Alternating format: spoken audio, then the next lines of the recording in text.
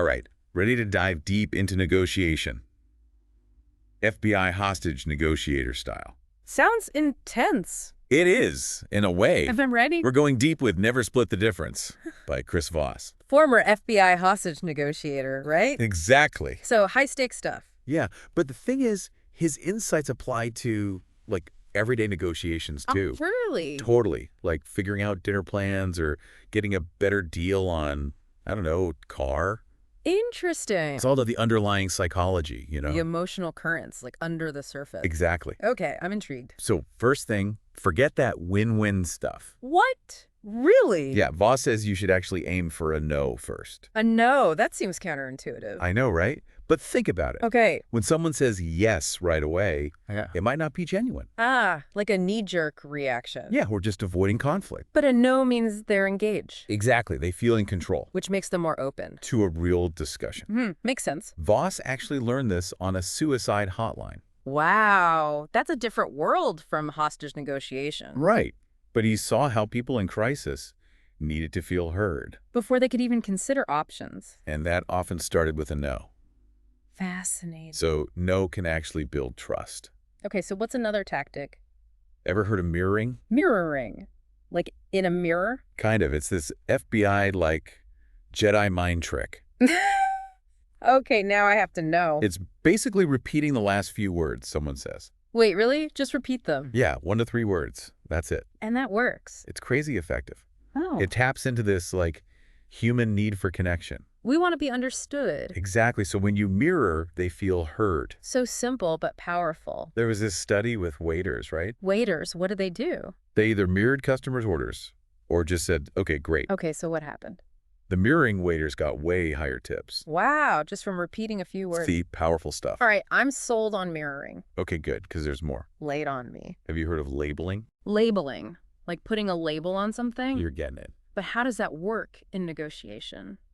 It's about acknowledging emotions, giving them a name. So instead of nodding along when someone's angry, you say? It sounds like you're feeling angry. Interesting. It might seem clinical, but it creates this shortcut to intimacy. And you feel like you get them. Exactly. You're not just hearing words, you're tuning into their feelings. So it de-escalates things. Especially in tense situations. Feel like a hostage situation. Voss talks about this hostage situation with a grandfather. Holding his family hostage. Yeah. Super tense. But Voss realized he just wanted respect. To feel in control. So Voss started labeling his emotions. Like, it seems like you're feeling disrespected. Yeah. And it sounds like you're worried about your family's future. And that worked. It did. He felt heard, and they negotiated a peaceful ending. That's amazing. And you can use this in your own life, too. Really?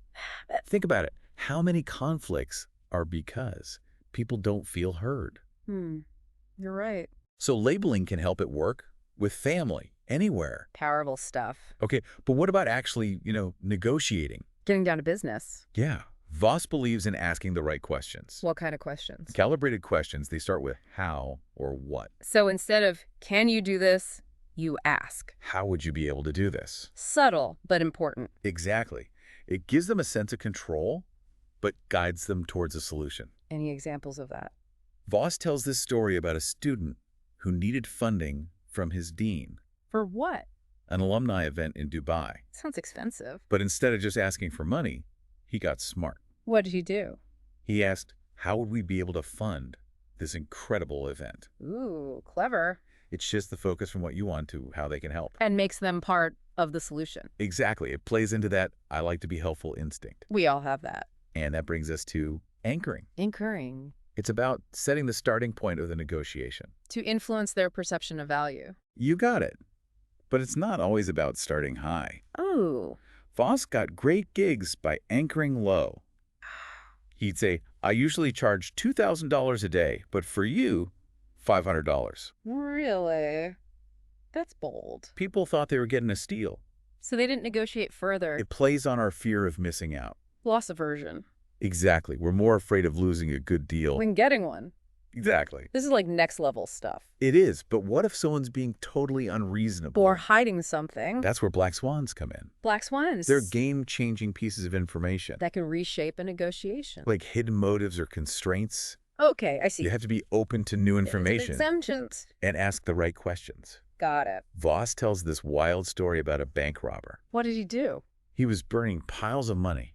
Burning money! Why? It seemed crazy at first, Yeah. but then they uncovered these black swan clues. Like what? He'd stashed a bunch of cash before the fire. So it was a distraction. They listened closely and figured out his scheme. So black swans are about understanding their whole system. Exactly. And they used that knowledge to get him to surrender. Wow. So hostage negotiation is about psychology. As much as tactics. And these principles apply to other negotiations too. Even everyday interactions. So we can all use this. That's the point. We'll dive deeper into black swans next time. Sounds good to me. Ready to find those black swans? Oh yeah, but how do you even start? Like, is there a map? It's more about a mindset shift, like you're a detective. Ooh, I like that. Be curious, look for clues, and challenge assumptions. So be open to new info. Exactly. The most valuable stuff is often hidden in plain sight. So I shouldn't go in with a rigid plan. Right. Active listening is key. Pay attention to the little things. Those tiny details can reveal so much. Like what? Give me an example. Voss talks about a student negotiating a job offer. With his old boss. Yeah, he wanted a spot in consumer electronics, but the boss was hesitant. Typical corporate stuff. It seemed that way, but the student remembered the calibrated questions. So he asked how and what. Yeah, like how does this position fit into the company strategy? Smart. He's looking at the big picture. And then boom, the black swan appears. What happened? The boss casually mentions he needs someone to network at headquarters. Oh, so the real need wasn't just about consumer electronics. It was about connecting different departments. The student totally reframed his pitch. He highlighted his networking skills. And he got the job. See, black swans can change everything. Okay, so how do we find them? Understanding your counterpart's religion is key. Wait, religion? Like their actual beliefs? It's a metaphor. It means their core values, what drives them. So figuring out what really matters to them? Exactly. Voss tells this incredible story about a farmer. A farmer. What did he do? He was threatening to blow up his tractor in D.C. Seriously, why? He felt the government was ruining his life. So it was about understanding his worldview. Voss and his team listened, acknowledged his anger. They mirrored his language too, right? They did. It showed they were really listening. And the farmer calmed down. They negotiated a peaceful outcome. It's like, even in extreme cases, there's a deeper reason. People are rarely just crazy. There's a why behind their actions. So negotiators need to find that why. To build understanding, and that's where the similarity principle comes in. Similarity principle.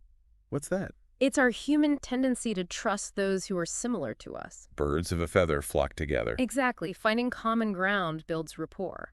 Even small things can make a difference. Like rooting for the same team. Those, hey, we're both human moments. Voss negotiated with a Haitian kidnapper. A kidnapper. What happened? The guy loved American basketball. So Voss talked hoops with him, They connected over basketball. and that eased the tension. Voss negotiated a lower ransom and got the hostage released. Just by finding common ground. It's powerful stuff, but let's be real. Not everyone's easy to deal with. Some people are just difficult, aggressive. How do you handle those types? Voss says, stay calm, don't mirror their aggression. Don't lose your cool. Use those calibrated questions to redirect the conversation. So instead of yelling back, ask, how can we find a solution? Exactly. Shift from confrontation to collaboration. Okay, but what about liars? How do you spot them? Most people are bad at lying. They give off clues. Body language, tone of voice. Exactly. They might avoid eye contact, fidget, their voice gets higher. So pay attention to those inconsistencies. It's like poker tells. This is intense. But valuable, whether it's a business deal or buying a used car. It's all about understanding people. Even when they're difficult, the goal is to find a way forward. To reach a good outcome for everyone. That's the power of Voss's approach. It's not about winning at all costs. It's about building relationships, finding solutions. So are you ready to learn how to actually use all this? Oh yeah, but how do I remember all this stuff in the heat of the moment? Great question. That's what we'll cover in the last part. Awesome. Can't wait. So ready to put all this into practice? Yeah, but I gotta be honest, I'm still a little intimidated. That's totally normal. You don't have to master it all at once. So where do I even begin? Pick one or two techniques that resonate with you. Okay, like what? Mirroring's a great starting point, remember. Simple but powerful. Just repeat the last few words they say. Exactly, with a curious, empathetic tone. Like frustrated with this project. Perfect. It shows you're listening, encourages them to open up. I can try that, but it feels a bit awkward. It'll get easier with practice, trust me. Okay, and then I can add other techniques like labeling. You got to acknowledge those feelings by name. So instead of just frustrated with this project, I say, it sounds like you're feeling really frustrated with this project. yeah, that does sound more genuine. It helps them feel heard, which can de-escalate things, Okay, cool, but what about when I need to push back? like setting boundaries. Yeah, if someone's being unreasonable or their demands are crazy. Those calibrated questions will be your best friend. Right, how and what? Avoid direct confrontation. Guide the conversation subtly. So instead of, no way, that's insane, I could say, How would we make that work given our budget? that's way less confrontational. And more likely to get you a real answer. Okay, I like it, but I'm still not sold on anchoring. It feels manipulative.